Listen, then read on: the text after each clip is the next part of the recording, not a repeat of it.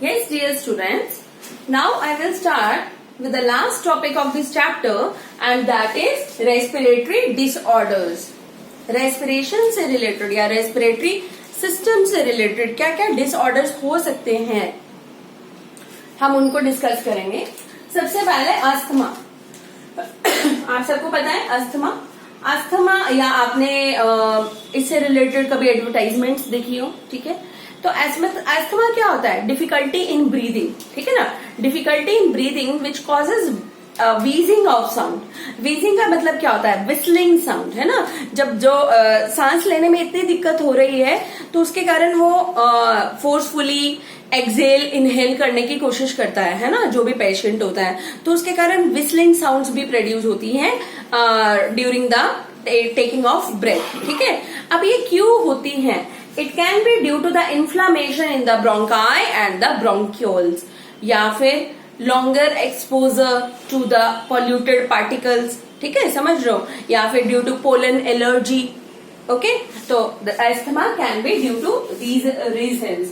So, and also it is hereditary in nature. Sometimes it is also hereditary, जो कि inherit हो जाएगा from parents to their offspring.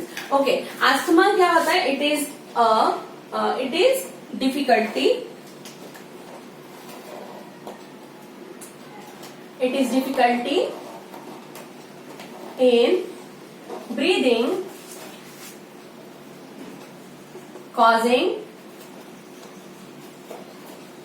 wheezing sound,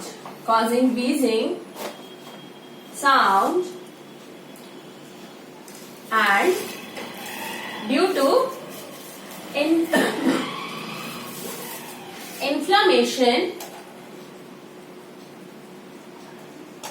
in bronchi and bronchioles, bronchi and bronchioles, ठीक है. अब आता है हमारा next emphysema.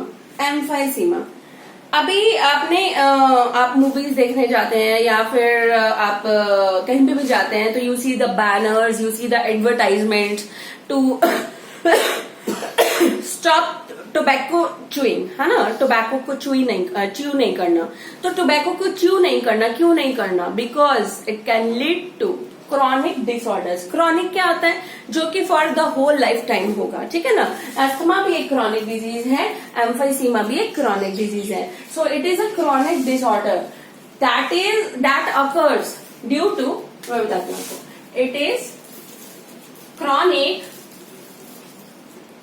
disorder that occurs due to decrease in the surface area in the alveoli, due to decrease in surface area in alveolar spaces.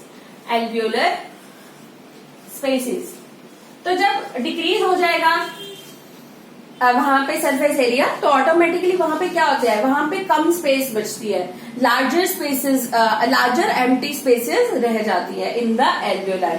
So and जिसके कारण क्या होता है कि जैसे सरफेस एरिया डिक्रीज हो गया तो लार्जर स्पेसेस फाउंड होंगी इन द एल्वियोलर स्पेसेस. तो उसके कारण क्या होता है कि there is a difficulty in breathing, है ना.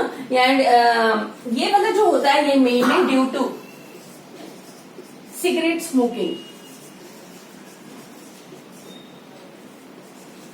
ठीक है. आपको ये इंपॉर्टेंट है बेटा, कंपटीशन एग्जाम्स में भी आ सकता है एंड ऑब्वियसली आपके इंटरनल एग्जाम्स में भी आएंगे. देन ऑक्यूपेशनल रेस्पिरेटरी डिसऑर्डर्स, ठीक है ना. अच्छा, एक और एम्फाइसीमा के कारण क्या हो सकता है? Shortness of breath.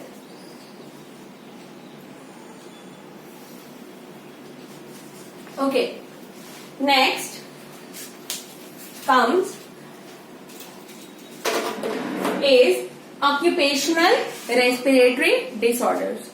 बहुत सारी ऐसी इंडस्ट्रीज हैं, फैक्ट्रीज हैं, जिसमें जो हमारे एम्प्लॉयज होते हैं या जो हमारे मजदूर होते हैं, दे आर मोर प्रोनिक टू, है ना, मोर प्रोनिक टू या फिर more exposed to dust particulate matter, जैसे माइनिंग इंडस्ट्री, समझ रहे हैं, माइनिंग इंडस्ट्री लगा लो, या फिर मान लो हम पॉल्यूटेड एरियाज में भी जैसे हम बात कर रहे हैं, ठीक है ना, तो वहां पे मोर प्रोनिक है वो to the dust and particulate matter. तो उसके कारण क्या होता है कि कुछ लोगों को दे में एक्सपीरियंस सम रेस्पिरेटरी डिसऑर्डर्स, उनको उसके कारण सांस लेने में दिक्कत हो सकती है, या even deadly diseases like lung cancer, alveolar inflammations, समझ रहे हैं, या रेस्पिरेटरी ट्रैक रिलेटेड इन्फ्लामेशंस कुछ भी हो सकती हैं, ठीक है।